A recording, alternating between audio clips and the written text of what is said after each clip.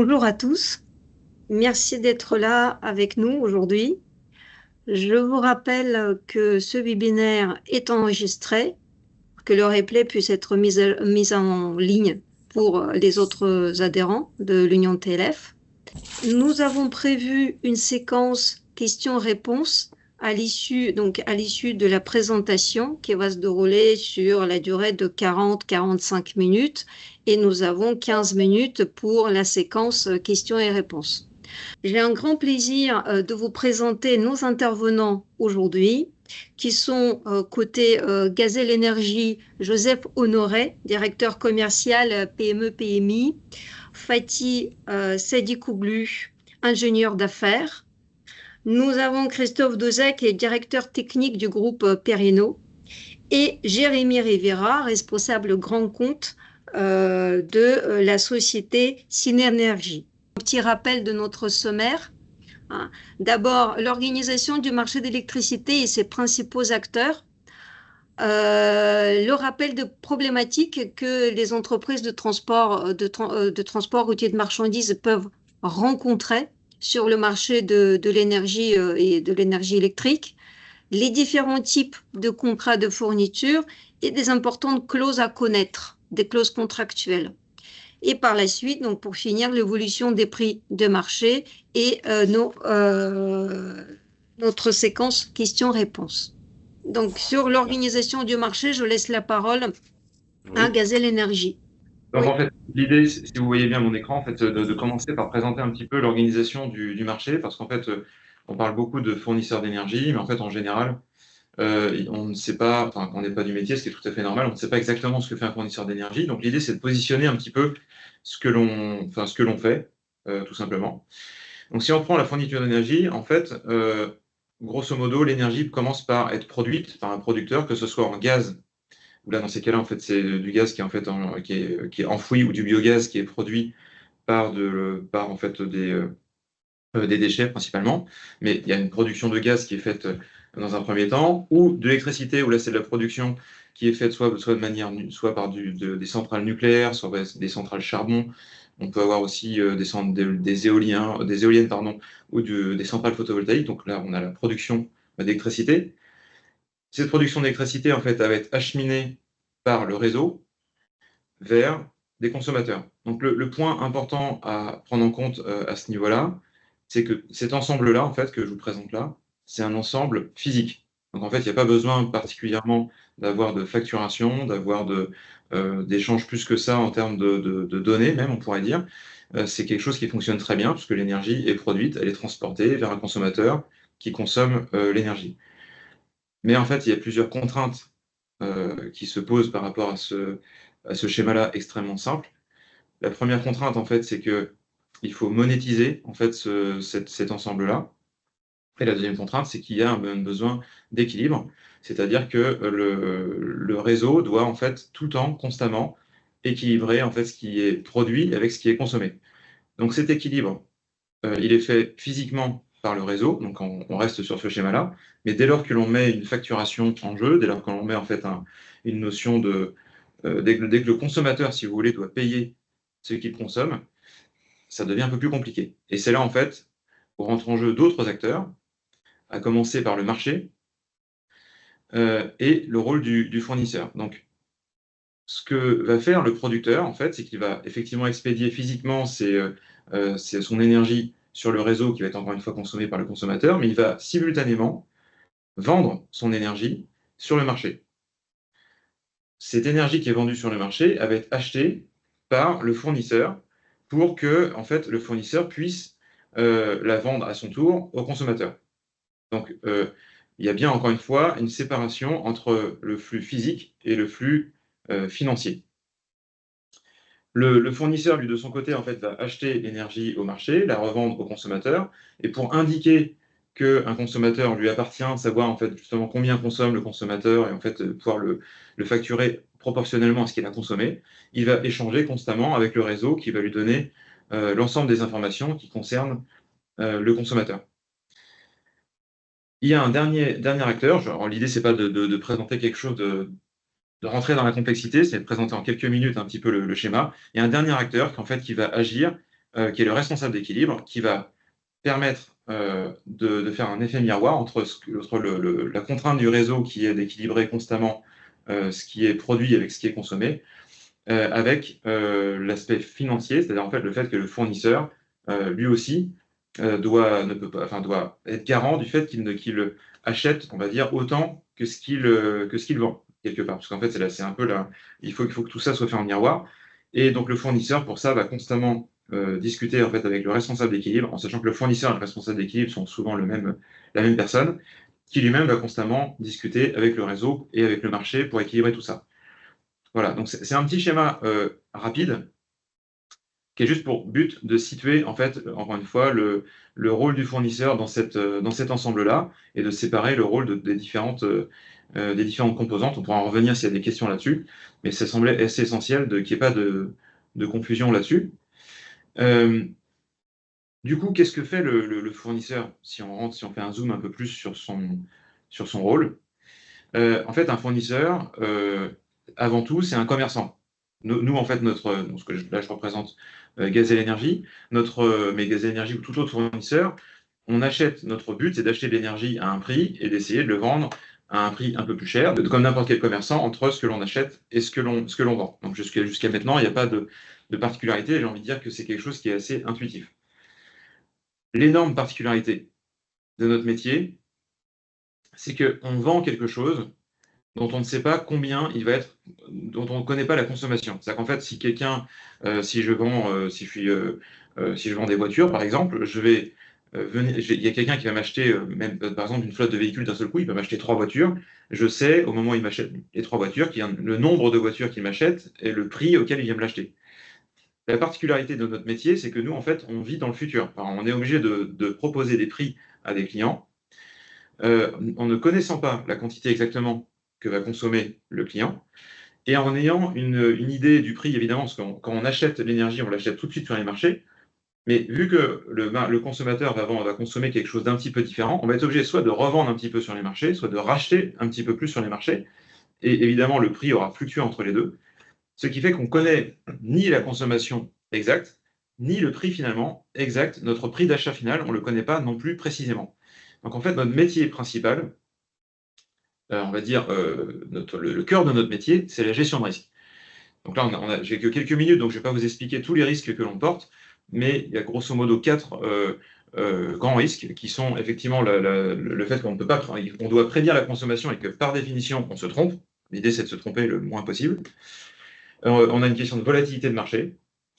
On a un risque très grand qu'on appelle la shape, que je ne vais pas détailler, qui est un peu compliqué, mais c'est qu'en fait, on achète des produits qui ne reflètent pas la consommation, puisqu'en fait, on ne peut pas acheter sur les marchés exactement par le type de. On ne peut pas acheter la courbe de consommation de nos clients précisément. On est obligé d'acheter des blocs d'énergie dans le futur que l'on va sculpter, entre guillemets, un petit peu. Donc, ce risque-là, c'est un risque très important.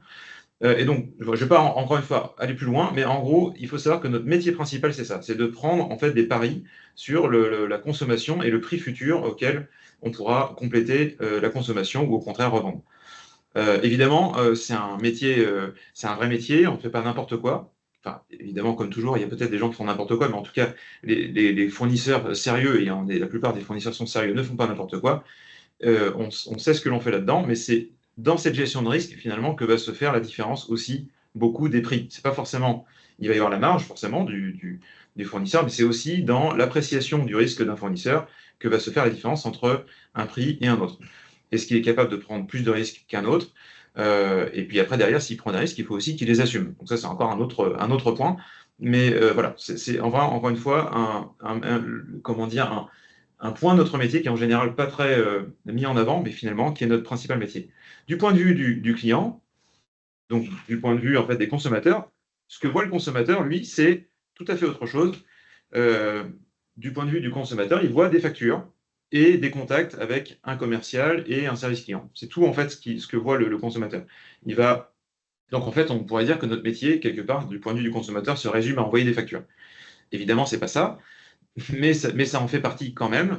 Donc la facturation qui est très complexe en fait dans le domaine de l'énergie, parce qu'il y a beaucoup d'éléments qui viennent, comme je l'ai dit tout à l'heure, en fait on n'a pas d'idée précise à l'avance de la consommation, donc on doit constamment échanger avec le réseau et adapter en fait notre facturation avec ce qui nous est remonté. Donc c'est un sujet complexe, la facturation, dans lequel on doit quand même avoir des compétences sérieuses. Et puis évidemment, l'accompagnement, on va en parler aujourd'hui, pour lequel on n'est pas tout seul, c'est-à-dire que les fournisseurs aujourd'hui maintenant sont eux-mêmes très comment dire, accompagner. Enfin, il n'y a plus que le fournisseur, si je le dis autrement, il y a plus que le seul fournisseur qui accompagne ses clients par rapport en fait au marché, par rapport à tout ce que l'on évoque aujourd'hui. Maintenant, il y a beaucoup de personnes qui interviennent, des conseils dans lesquels il y a effectivement des gens qui savent ce qu'ils font, pareil, il y a des gens qui ne savent pas, et des conseils comme Cyr Energy qui, pour le coup, savent tout à fait de quoi ils parlent.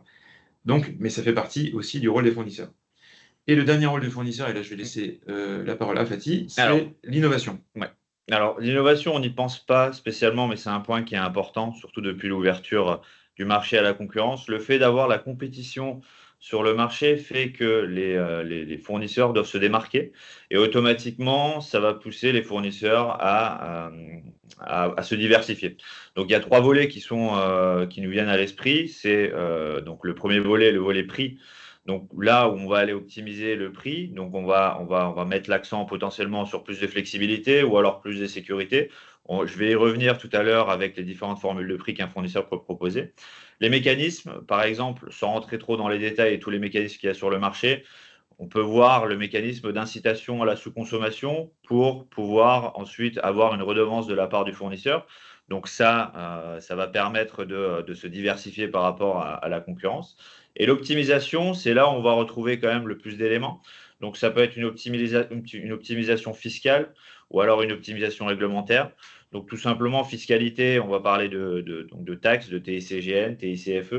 Au niveau réglementaire, on va parler potentiellement de C2E. Parfois, il y a des fournisseurs qui proposent en fait de faire un audit de certains clients, de certains de leurs sites, qui vont être sur un code APE, un code NAF qui va être soumis au C2E. Or, c'est parfois un site qui a la possibilité de ne pas avoir tout simplement de C2E. Donc, avoir un différent code NAF qui n'est pas soumis. Donc, voilà à peu près les 3 mécanismes. Et tout à l'heure, on fera un focus sur le mécanisme de prix. Donc, l'innovation prix avec les différentes formules qu'on va pouvoir proposer en tant que fournisseur. Voilà. Du coup, je passe la main. J'arrête le partage, je passe la main au prochain intervenant. Olga, je vous laisse peut-être repartager. Merci.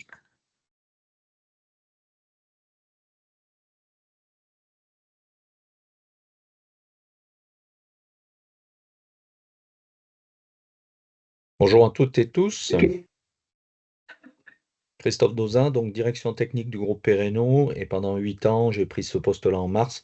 Pendant 8 ans, je me suis occupé de la direction des achats chez Perreno également. Voilà, donc les problématiques que nous avons rencontrées dans le TRM, tout d'abord un historique, c'était un poste qui était plutôt en bas de tableau dans le bilan de la société, peu d'impact pour l'entreprise et des contrats qui se renouvelaient quasiment de façon tacite sur 1 an ou sur 2 ans avec le fournisseur historique. Et bien évidemment, nous n'avions pas de ressources dédiées sur le sujet. Donc je dirais que c'est quelque chose qui vivotait un petit peu au fil de l'eau, mais comme c'était assez stable, il n'y avait pas trop de sujets dessus.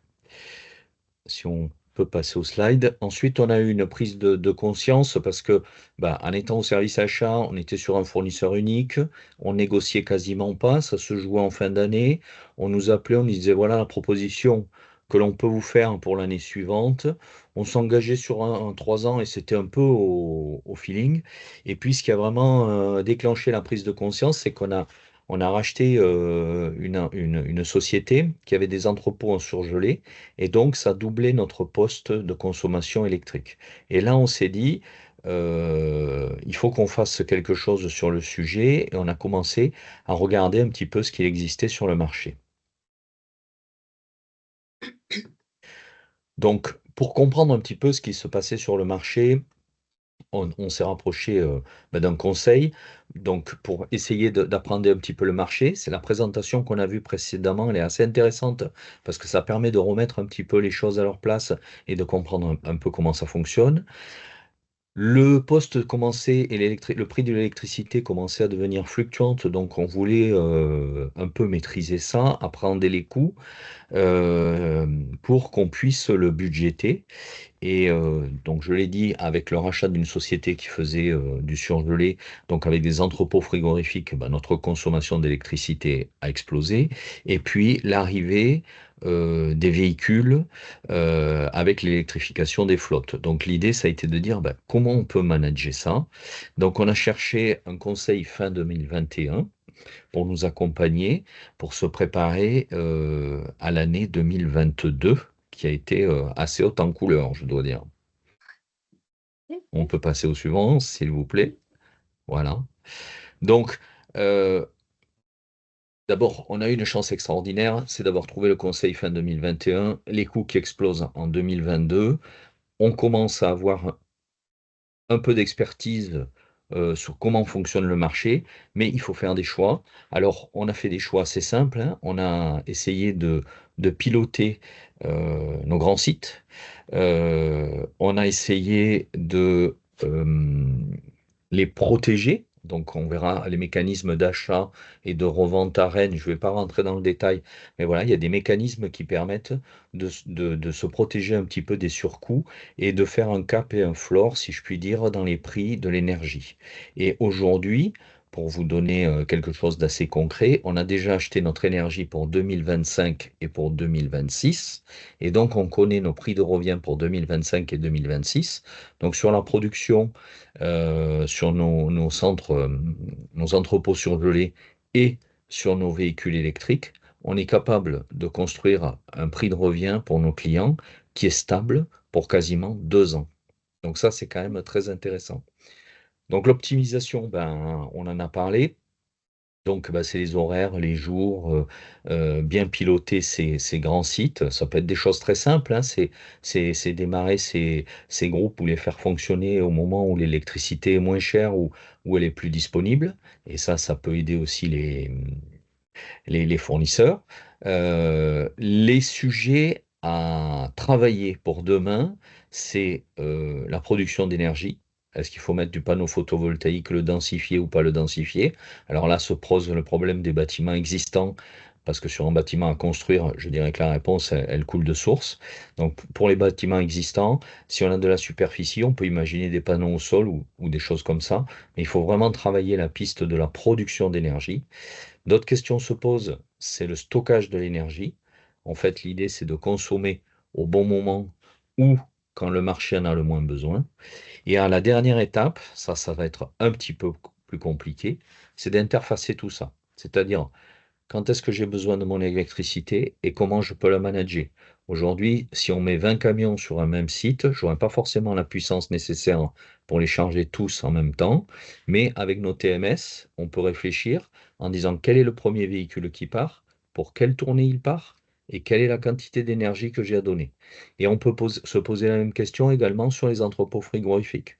Est-ce que je fais tourner les groupes beaucoup plus fort avant la pointe de 8 heures du matin ou 7 heures, 8 heures, par exemple, pour descendre un petit peu plus en température et pour être plus effacé dans la période où tout le monde va consommer. Voilà un petit peu euh, ce que nous a fait toucher du doigt Jérémy, puisque il faut le dire, c'est notre conseil, hein, voilà. Mais il y en a d'autres sur le marché, et vraiment ça nous a ouvert les yeux un petit peu, et surtout pour nous, transporteurs, avec la transformation vers les véhicules électriques, ça permet de piloter le poste de coût de ce véhicule. On connaît les coûts de maintenance, on connaît le coût du véhicule et on connaît le coût de l'énergie. Parce que bien évidemment, pour le moment, ça ne fait pas partie du pied de facture comme peut l'être le gasoil. Voilà. Merci beaucoup, Christophe, pour ce partage. Je rappelle que les panneaux photovoltaïques, certes, c'est la couverture des bâtiments, mais aussi il y a une réglementation aujourd'hui pour la couverture des parkings. Ouais. Bon, on passe au sujet, ou plutôt on enchaîne. Donc moi, l'objectif de cette slide, c'était finalement de vous réexpliquer un petit peu et de désacraliser un petit peu le métier du consultant. Et c'est pour ça que je trouvais intéressant de remettre finalement la définition de base où l'objectif, notre objectif pour tous les consultants, mais donc chez Syrénergie, c'est d'apporter finalement une expertise avec une expérience définie, ancrée sur un secteur complexe qui est devenu surtout le monde de l'énergie depuis maintenant quelques années avec les crises et la volatilité potentielle dont a parlé Christophe juste avant, et d'y apporter finalement sur ces problématiques complexes des solutions, des conseils qui soient vraiment orientés sur le client, sur la typologie du client et ses spécificités. Et donc le métier du consultant, c'est vraiment ça, c'est vraiment une expertise mise à disposition d'un client pour résoudre des complexités, des problématiques avec finalement une individualisation de l'accompagnement. Donc l'idée en dessous, c'est finalement de vous présenter tout ce qu'on a fait, tout ce qu'on fait et tout ce qu'on a fait du coup pour Jackie Perreno et la manière dont on l'a séquencé pour arriver à une satisfaction bien entendu client, mais surtout à avoir une optimisation du contrat, des besoins du client final. Donc l'idée de base, ça part forcément d'un constat, c'est-à-dire d'une situation au début de l'accompagnement ou de la collaboration, qui a pour objectif de comprendre le besoin et votre besoin spécifique. Chacun d'entre vous qui êtes là derrière votre écran, vous avez, malgré le fait qu'on soit dans le secteur du transport, vous avez malgré tout un profil de consommation et un besoin qui est complètement différent. Certains peuvent travailler de nuit, d'autres essentiellement en journée. Certains sont uniquement sur de l'entreposage de produits secs, d'autres, comme l'a dit Christophe, plutôt sur du frigorie. Donc toute cette différenciation, en tout cas, d'activité, a un impact sur le profil de consommation, c'est-à-dire la manière dont vous consommez du 1er janvier au 31 décembre. Et donc, notre objectif de base, c'est vraiment de comprendre la manière dont vous consommez sur un site, sur plusieurs sites. Des fois, on a des très gros multisites, comme c'est le cas pour Jackie Perreno. Et donc, à partir de ce constat-là, trouver finalement une feuille de route et de recommander un cadre contractuel en cohérence directe, c'est-à-dire vraiment une individualisation par rapport aux besoins et à la typologie du client.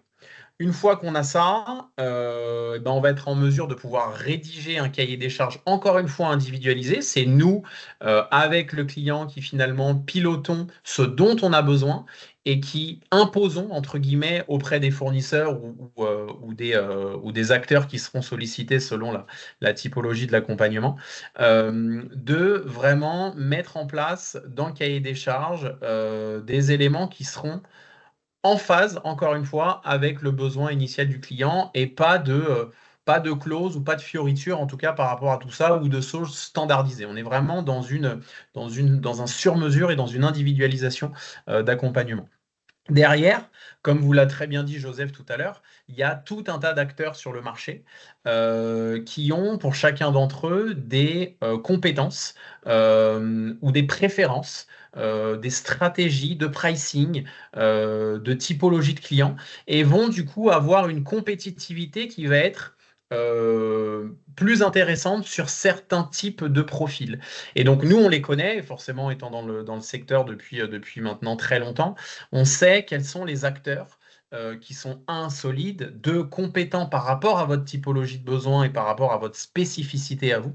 Et donc, on ne sollicite finalement que ces acteurs-là qui sont les bons acteurs, encore une fois, pour votre besoin spécifique. Je vais très souvent réutiliser le mot individualisation, spécificité, parce que c'est le cas. C'est vraiment un travail qui est vraiment individuel par rapport à votre besoin. Une fois qu'on a sollicité ces acteurs, toujours en échange avec le client final, on reçoit des offres, on reçoit des éléments, des documents contractuels qu'on analyse. Bien entendu, on compare les prix parce que ça reste le plus important, mais au-delà du prix, il y a tout un cadre contractuel autour avec des différentes clauses qui peuvent être, et on le reverra un petit peu plus tard dans ce webinaire, qui peuvent être plus ou moins impactante sur la flexibilité et la liberté contractuelle. Donc, c'est pour ça qu'il y a beaucoup de clauses au-delà du prix en lui-même qui doivent être travaillées, qui doivent être rédigées, qui doivent être définies en fonction, encore une fois, de la typologie du client. Derrière, notre travail de base reste la négociation avec les fournisseurs lorsqu'ils sont sollicités pour aller chercher pour le client, en tout cas, les produits ou les offres les plus compétitives et les plus en phase avec les besoins, je l'ai dit. Et la dernière chose, finalement, et c'est là où le métier de consultant prend le plus de lumière, c'est une fois que le contrat a été signé. C'est très bien d'avoir défini tout ça, mais si derrière, il n'y a pas un accompagnement sur la vie du contrat, des anticipations, parce que vous le verrez, la volatilité du marché est extrêmement importante. La volatilité réglementaire également peut être très importante. On en parle beaucoup en ce moment. La proactivité, voilà, le métier de consultant, pour moi, il se voit et un bon consultant se voit vraiment à partir du moment finalement où le contrat a été signé, où il y a une nécessité de vulgariser avec beaucoup de pédagogie ce qui va se passer dans la suite. Pourquoi il faut anticiper des fois des contrats à 3 ans et avoir vraiment des veilles marché et un suivi finalement qui est très important pour, toujours avec le même objectif, permettre au client final d'avoir le contrat le plus en phase avec son besoin et surtout le plus optimisé budgétairement parlant et juridiquement parlant. Merci Jérémy. Eh ben, j'attrape le mot contrat pour parler des différents prix que les transporteurs, les clients peuvent trouver sur le marché. Et je passe donc la parole à Fatih et Joseph. Donc voilà, parfaite transition. Maintenant, on va parler de contrat. Alors, on est assez short niveau timing. Donc, je vais essayer de faire ça le plus rapidement, le plus concis possible. Si jamais vous avez des questions, on y reviendra plus tard. Donc, on va y aller crescendo. Alors, je n'arrive pas à passer les slides. Voilà. On va y aller crescendo sur la popularité des types de prix qu'on va retrouver. On va commencer par le prix fixe. On va aborder les différents prix avec 5 points donc, qu'on retient et qu'on préfère montrer aux clients. Donc, ça va être sur la compréhension, la lecture du contrat et le contrôle en fait, des différents prix qu'on va avoir dans le contrat, la maîtrise du budget, l'optimisation possible du prix, mais aussi, donc pas que le prix, mais aussi potentiellement le périmètre, lorsqu'on a des multisites, lorsqu'on va faire des ajouts de sites, et aussi la maîtrise du risque. Donc là, c'est comment on va pouvoir réduire l'impact des prix, l'impact des crises potentiellement, qu'on ne peut pas anticiper, avec les différentes prises de position potentiellement. Donc là, sur le prix fixe, bon, je pense que là-dessus, tout le monde est d'accord. La compréhension, elle est simple. La lecture et le contrôle est simple. La maîtrise du budget, elle est claire, c'est-à-dire qu'on fixe un prix aujourd'hui, on signe le contrat et on a le prix auquel on a acheté pendant 2 ou 3 ans, selon le type de contrat. Au niveau de l'optimisation, on est à 0, quasiment. Concrètement, alors si la conjoncture est bonne et que les prix sont intéressants, dans ce cas-là, on peut aller bloquer ce prix-là intéressant pendant un certain moment. Donc, dans un sens, le prix il est optimisé. Néanmoins, si on est dans une période de crise et qu'on n'a pas encore signé son contrat, il n'y a pas encore de cadre contractuel, on peut rester bloqué pendant un moment avec des prix élevés. Donc, c'est ce que je disais hein, au niveau de la maîtrise du risque. On va se retrouver avec un contrat qui va être bloquant lorsqu'il y aura des opportunités à aller chercher. Donc, au niveau des avantages et inconvénients, donc, comme je l'ai dit, les prix sont connus à l'avance. La compréhension est facile. Ça demande peu de gestion. Ça, c'est quelque chose d'important aussi. Tout le monde n'a pas un acheteur énergie dédié seulement à l'énergie dans les entreprises. Donc, dégager du temps, ça peut être pertinent pour certains de nos acheteurs. Donc, c'est pour ça que c'est intéressant d'avoir un prix fixe, vu que ça demande peu de gestion. Voilà, et l'inconvénient, c'est que le risque est non lissé, c'est-à-dire qu'on n'optimise pas les prises de position et peu de flexibilité. Donc, flexibilité et en termes de prix et en termes de changement de périmètre. J'y reviendrai plus en détail sur ce point de changement de périmètre pour que vous voyez, vous pouvez imaginer en fait de là où je veux en venir. Là, on va passer sur les formules à clic. Donc là, on va aller sur une forme hybride donc du prochain, donc après la formule à clic qui va être la bloc spot et le prix fixe, on va avoir une combinaison des deux. Donc au niveau de la compréhension, on est quand même sur une formule qui est assez simple à comprendre, même si ça demande quand même un peu de pédagogie. La lecture et contrôle est simple aussi, c'est-à-dire qu'on va aller chercher plusieurs opportunités. Donc on va cliquer plusieurs fois pour avoir un prix final. Ce prix final sera défini pour tout le contrat, c'est-à-dire que le contrôle va être simple sur les factures, on va avoir un seul et même prix. Le budget, il va être relativement maîtrisé parce qu'on va anticiper, on va anticiper tout simplement en amont. Généralement, c'est ce qui se passe en amont, on anticipe lorsqu'on fait des formules à clic, on va aller lisser donc les prises de position, donc le budget est relativement maîtrisé. L'optimisation est totalement possible. La seule contrainte qu'on a, c'est qu'on va devoir aller fixer avant le début d'année de fourniture. Donc là où pendant l'année N de fourniture, on peut avoir des opportunités, malheureusement, on ne pourra pas aller les chercher avec ce type de prix. Et la maîtrise de risque, donc ça rejoint ce que je disais tout à l'heure. Donc maîtrise du budget, maîtrise du risque, c'est assez intéressant et pertinent. Encore une fois, là, le seul point, c'est qu'on doit tout avoir fixé avant le début d'année de fourniture. Donc là, on a les mêmes avantages à peu près. Donc le prix qui est connu à l'avance, comme pour le prix fixe. Le cadre contractuel est figé et donc on est prêt à aller saisir les opportunités et on va pouvoir aller lisser ce risque donc en prenant plusieurs positions. L'inconvénient, c'est que ça demande du temps. Tout à l'heure, je parlais de temps et de gestion. Donc là, ça demande du temps. Ça demande un suivi du marché. Donc aussi une appétence pour le marché. Et parfois, le marché de l'énergie est très opaque. Donc c'est là où le consultant peut avoir son intérêt. Et dernier point, c'est que voilà, on est obligé de fixer tout avant le début d'année de fourniture. Donc on ne peut pas profiter de la conjoncture donc de l'année N pour l'année N, malheureusement. Mais on y reviendra tout à l'heure pour voir comment on peut maîtriser ce point-là. Donc, juste un petit détail, un petit slide pour étayer mes propos donc, au sujet du formule à clic. Ça va prendre la forme d'une formule, donc d'une formule mathématique, donc A plus B fois BL. Donc, B, ça va représenter l'indexation baseload, donc la majorité de votre consommation. Le A va englober, donc ça va représenter tout ce qui est premium de risque, dont Joseph parlait tout à l'heure, vu que le fournisseur est un gestionnaire de risque avant tout.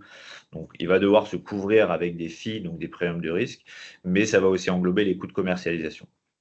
Et donc, ici, on va imaginer un moule, tout simplement, qu'on va venir remplir à hauteur donc, du nombre de clics qu'on a à notre disposition. Donc là, en l'occurrence, j'ai imagé 4 prises de position, donc de 25% chacune. Et tout simplement, à chaque fois que nous allons faire un clic à 25%, on va aller épouser la courbe, donc le profil de consommation donc de notre client, à hauteur de 25%. Donc, on va toujours aller chercher les mêmes volumes pour les mêmes périodes à chaque prise de position. C'est-à-dire que on ne va pas acheter tout simplement des bandeaux tout plats de 25% à chaque fois. On va vraiment aller épouser le profil de consommation de notre client.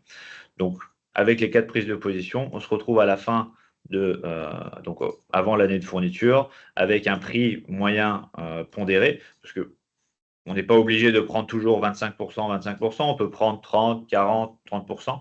Donc, on va faire un prix moyen pondéré. Un prix moyen pondéré de ces prises de position. Et en plus donc, du coefficient A de notre formule, on va se retrouver avec notre prix final donc, qui apparaîtra sur la facture. Maintenant, venons-en à la bloc plus spot. Donc, la bloc plus spot, ça va être l'offre la plus flexible qu'on va retrouver sur le marché potentiellement. Donc, au niveau de la compréhension, ça peut paraître au début, lorsqu'on voit la formule de la bloc plus spot, compliqué à comprendre. On l'a quand même laissé dans la partie difficile au niveau de la compréhension. Néanmoins, c'est une formule qui peut être assimilée très rapidement. La seule problématique, ça va être la lecture et le contrôle, c'est-à-dire qu'on ne va pas forcément avoir le temps d'aller calculer toutes les factures que nous avons reçues, parce qu'il va y avoir la composante des prix spot horaires qui peut parfois être compliqué à aller chercher dans un premier temps, et ensuite de calculer. Au niveau de la maîtrise du budget, on va pas pouvoir maîtriser à 100% le budget. Néanmoins, on va pouvoir bloquer une très grosse partie de la consommation et donc sécuriser quand même une partie importante du budget. Ça peut dépendre selon les profils, ça peut aller de 50 à 80%, mais il va y avoir une composante quand même qui C'est avec Emmanuel tout l'après-midi. n'est pas négligeable. On peut avoir une partie qui n'est pas négligeable, qui peut être à risque. Par contre, au niveau de l'optimisation, aujourd'hui, on ne peut pas trouver mieux sur le marché en termes de contrat de fourniture. La BlockSpot permet d'optimiser au mieux et au maximum.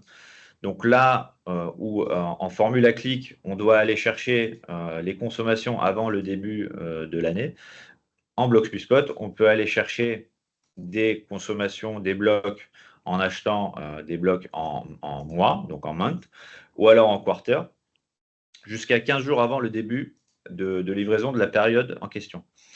Et donc, cela permet de s'approcher au plus près de la période de livraison. Et plus on est proche de la période de livraison, plus le prix reflète la réalité du marché. Au niveau de la maîtrise du risque, on est quand même sur une formule qui est assez,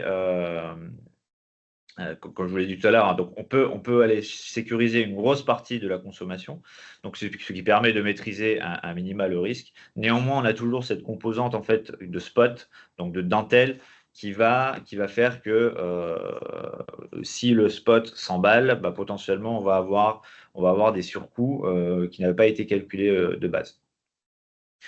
Donc, encore une fois, on revient sur nos tableaux avantages-inconvénients. L'avantage, flexibilité de périmètre, vu qu'on n'a aucun engagement de consommation sur la bloc plus spot. Alors, sur les autres formules que j'ai présentées, généralement, aujourd'hui, un fournisseur ne propose pas d'engagement de consommation. C'est dans des cas très rares, ou alors c'est que la consommation est très importante.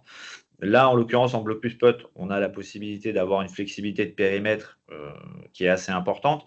Donc, tout à l'heure, on parlait d'électrification. Donc, Christophe parlait d'électrification de la flotte de certains transporteurs, donc qui rajoute des bornes et donc, du coup, qui va augmenter la consommation.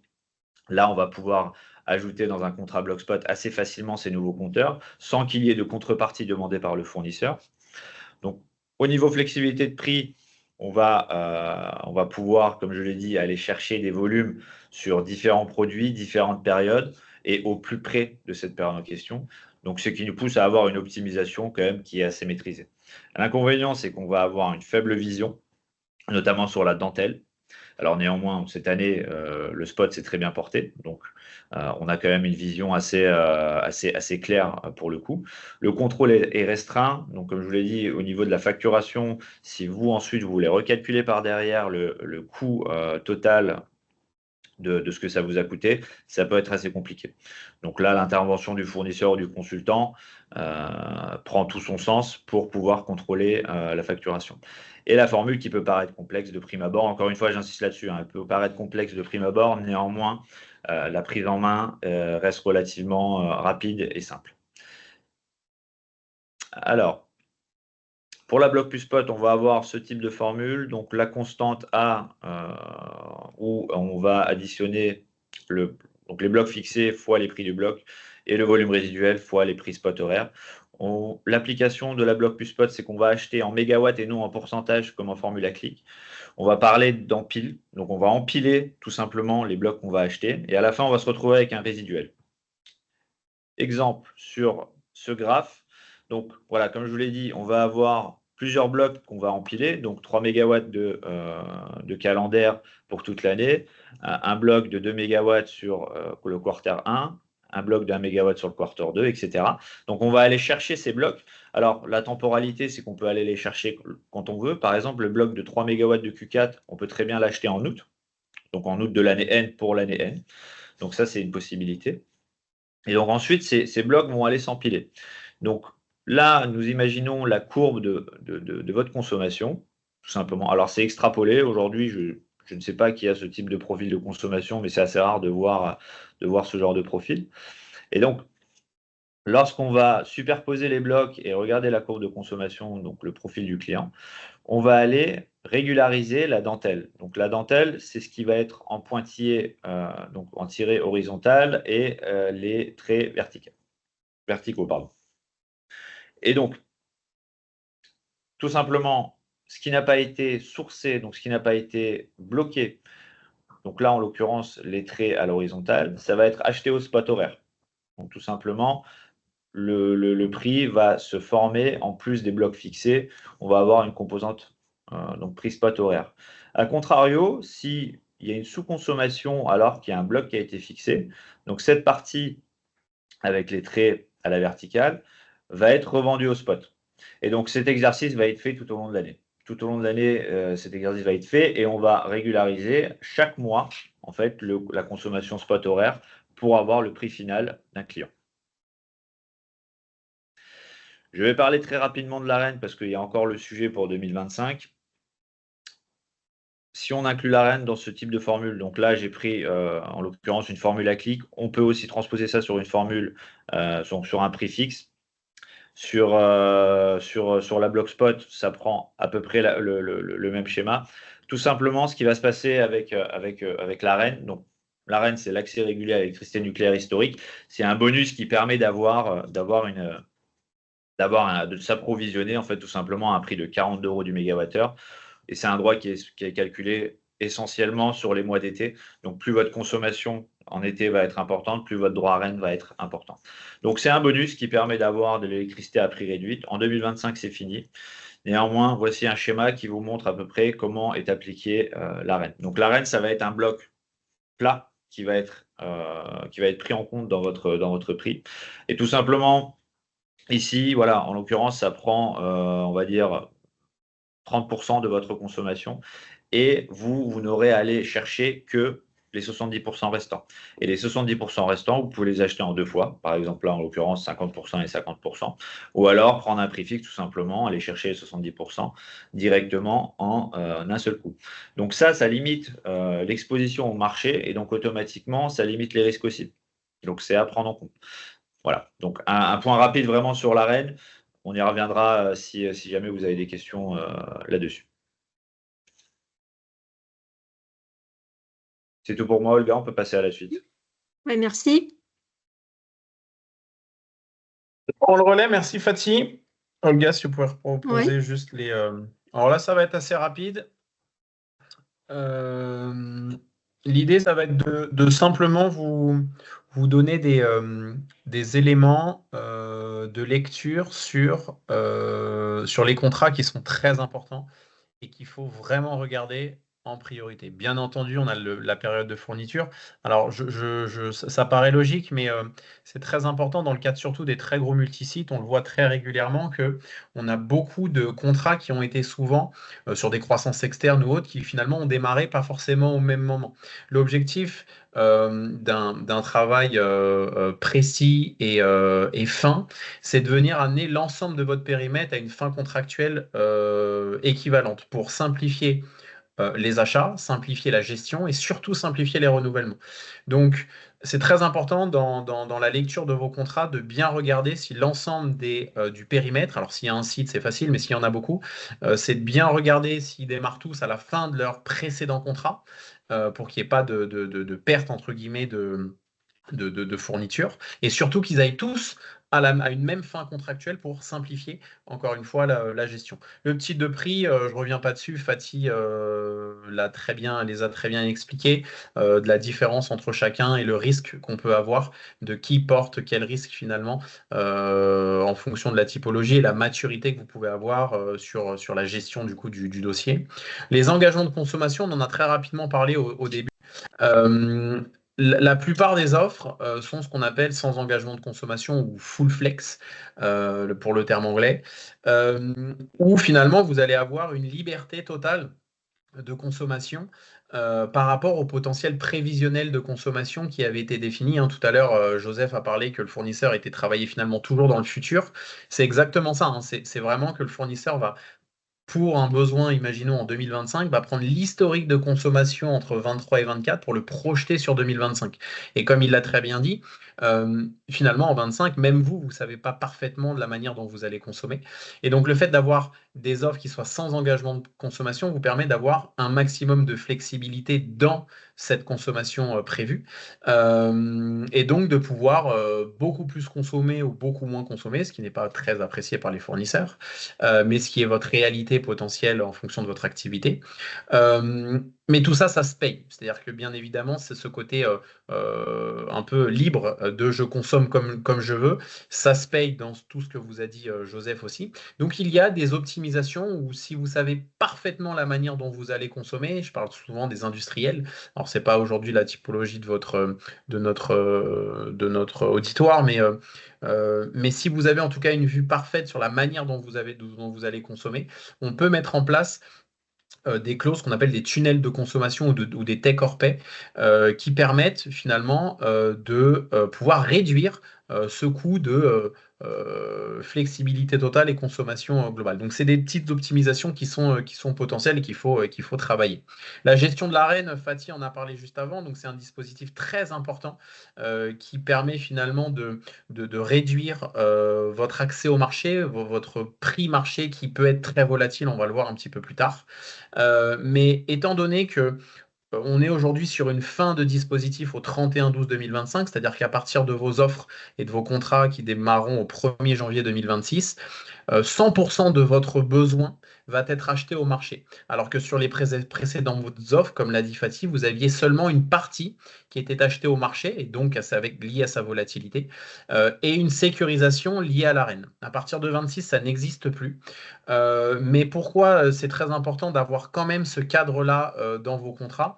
C'est que l'ensemble des acteurs de la chaîne de valeur de l'énergie, que ce soit des producteurs jusqu'aux consommateurs finaux, demandent à ce qu'il y ait un nouveau cadre réglementaire qui soit défini, qui ne sera pas exactement le même que ce qu'il était, parce qu'il faut que toutes les parties prenantes soient gagnantes, et essentiellement le producteur unique, c'est-à-dire du nucléaire, c'est-à-dire EDF.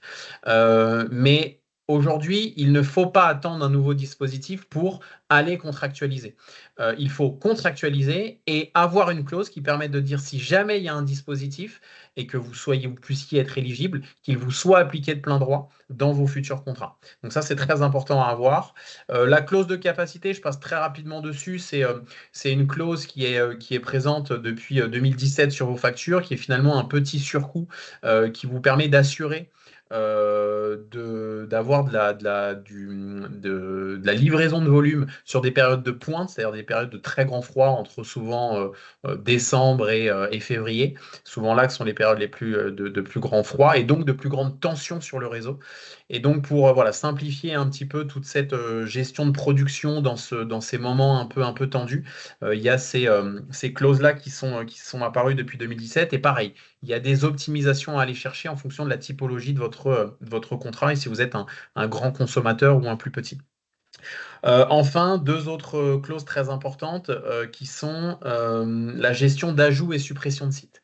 Alors, quand on a un site et que entre guillemets, il est défini et qu'il n'y a pas de croissance externe ou de rachat, il n'y a pas d'intérêt forcément à avoir ce type de clause. Par contre, quand on est un très gros multisite, comme l'est Christophe avec Jackie Perreno, là, il y a un intérêt à pouvoir venir piloter et ajuster finalement son périmètre en fonction des rachats, de la suppression de certains sites. Les fournisseurs n'aiment pas trop cette clause parce que, pour que vous compreniez, c'est si le prix est à 80 € dans votre contrat et que les prix de marché sont à 100, c'est demander au fournisseur presque de venir mettre un site que lui va acheter à 100 € du mégawattheure et qui va vous facturer à 80. Donc bien entendu, il y a un cadre qui définit tout ça et qui le limite. Néanmoins, voilà, quand on est un très gros multisite, c'est très important d'avoir cette clause pour pouvoir piloter son périmètre et finalement jouer avec par rapport à l'évolution de votre activité.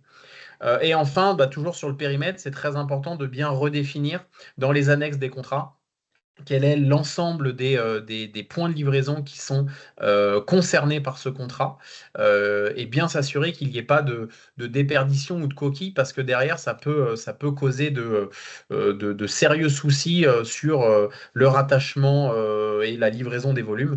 Donc voilà, faites très attention à ces annexes-là qui redéfinissent tout votre périmètre et pour lequel finalement l'énergie va être sourcée. Et donc attention à bien vérifier qu'ils soient en phase avec votre périmètre existant. Voilà. 2 mots sur l'évolution du marché. 2 mots sur l'évolution du marché. Alors, je vais être très rapide en vous disant qu'il y a eu 3 phases. Enfin, il y a 3 phases sur le marché. C'était important pour nous de vous remontrer ça parce que vous avez entendu parler de crise énergétique, vous avez subi budgétairement parlant. Maintenant, vous entendez qu'on en est sorti. Et vous avez aussi, par le passé, eu, comme le disait Christophe, une évolution des budgets qui était relativement faible d'année en année. Donc, il faut revisuellement comprendre ce qui s'est passé et vous expliquer à l'intérieur de ces 3 phases-là, c'est-à-dire avant la crise, pendant la crise et après la crise, comment finalement le marché à l'intérieur même de ces phases a évolué. Je passe très rapidement sur la première. Jusqu'à mi-2021, globalement, il n'y a pas de sujet. Les prix de marché étaient extrêmement stables. La volatilité était entre 30 et 60 euros, 70 euros du mégawattheure, donc ce qui reste très faible sur, sur 20 ans dont on parle là.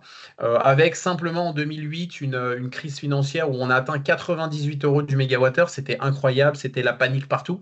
Mais rien à voir avec ce qu'on va connaître à partir de la moitié de 2021, où là, le prix du CO2, je passe les détails, mais le prix du CO2 est un élément fondamental dans la constitution du prix de l'électricité. Et forcément, si le prix du CO2, donc le prix du carbone, augmente, bah, inévitablement, le prix de l'électricité, lui, est entraîné également dans sa hausse. Donc à partir de 2021, on a une augmentation du prix du carbone, donc l'électricité qui monte un peu, mais ça reste entre guillemets acceptable.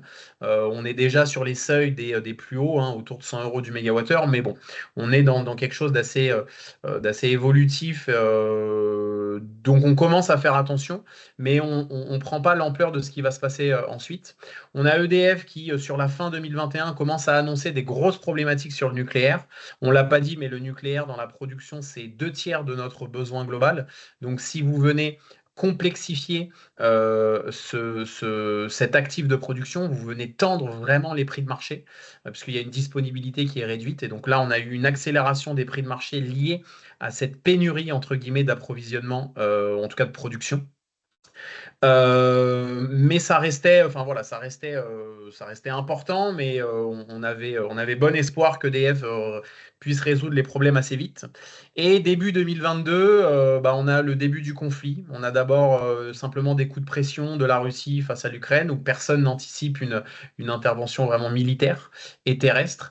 Et à partir de fin février, là, on a vraiment le conflit qui démarre, et là, il n'y a plus de logique de marché. C'est-à-dire que derrière, on est dans une pure spéculation où les prix explosent à des niveaux que vous voyez là, et encore, on ne parle pas de 2023, parce que de 2022, parce que là, oui, non, là, on a 23, 24 et 26.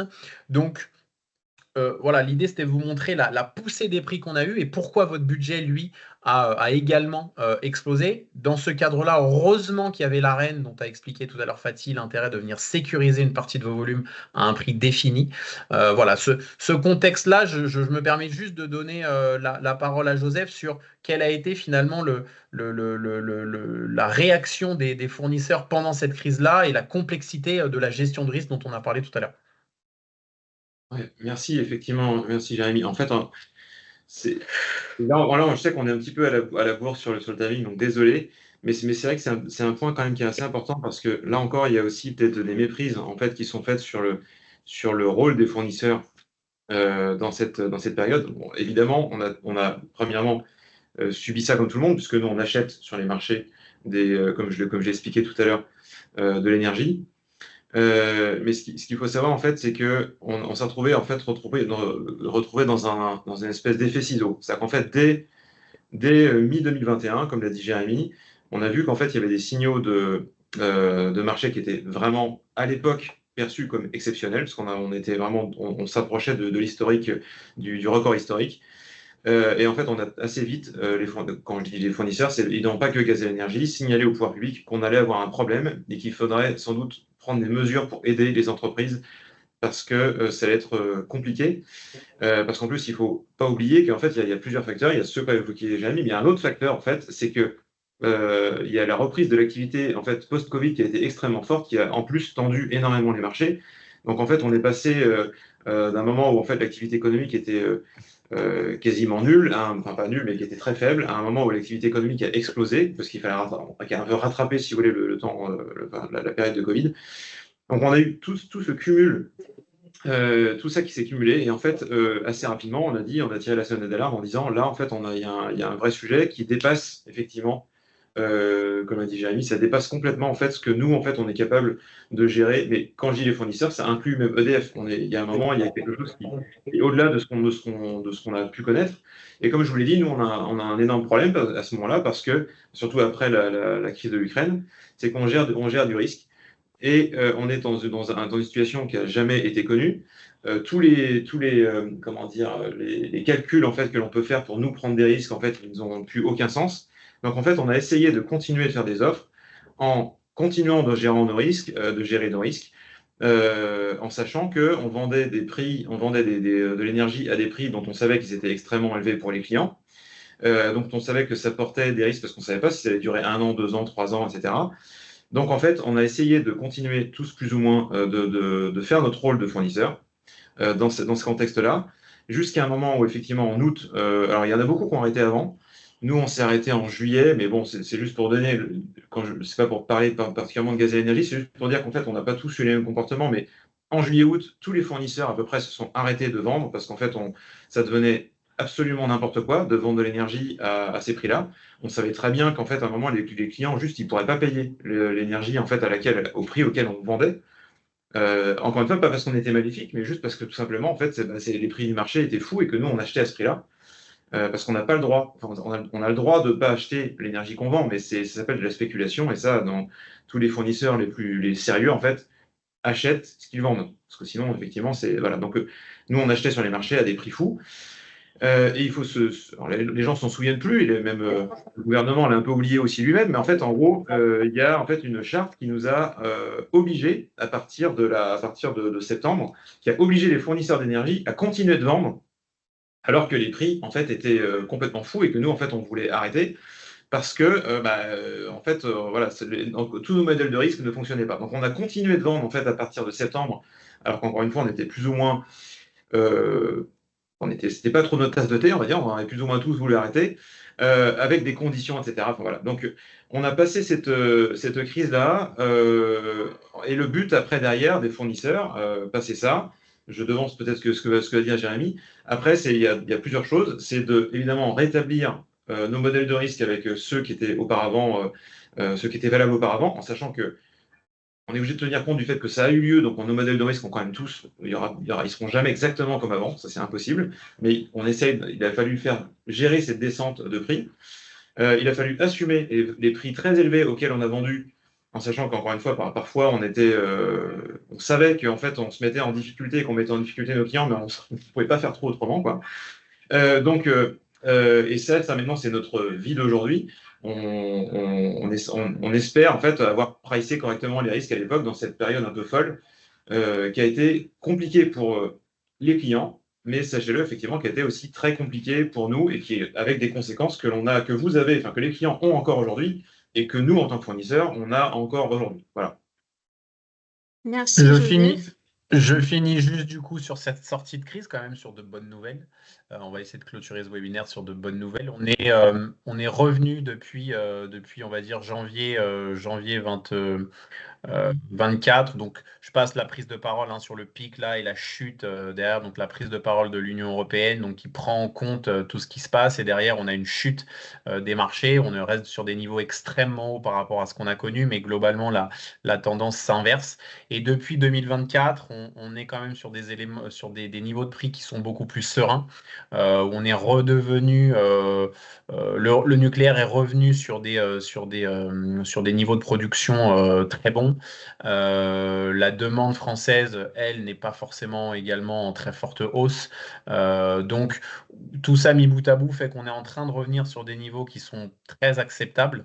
Par contre, le marché aujourd'hui surréagit aux moindres informations négatives. C'est-à-dire que la même information qu'on pouvait avoir il y a 4-5 ans et qui pouvait avoir un impact de quelques centimes sur le marché, aujourd'hui, et on l'a vu avec les conflits du Moyen-Orient, ont un impact beaucoup plus important sur le marché et donc une volatilité, une fébrilité de marché très importante. Donc je terminerai là-dessus pour vous dire que, attention, les moindres informations négatives aujourd'hui peuvent avoir des impacts assez importants sur le prix. On ne reviendra pas, en tout cas on l'espère, sur les niveaux qu'on a connus sur cette phase 2.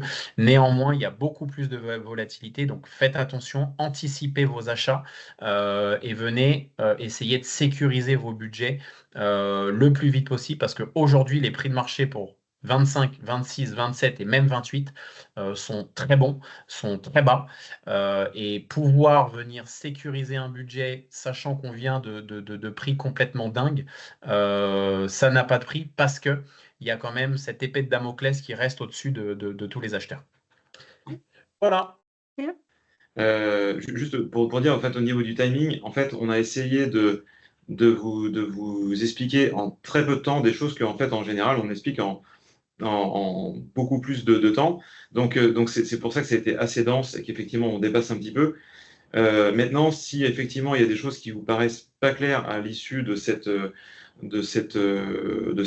de présentation, premièrement, c'est assez normal parce qu'encore une fois, là, on a vraiment balayé énormément de concepts qui sont pas forcément simples de prime abord. Et dans ces cas-là, je vous encourage à prendre contact avec Sierra Energy, par exemple, pour la partie conseil qui pourra répondre à vos différentes questions.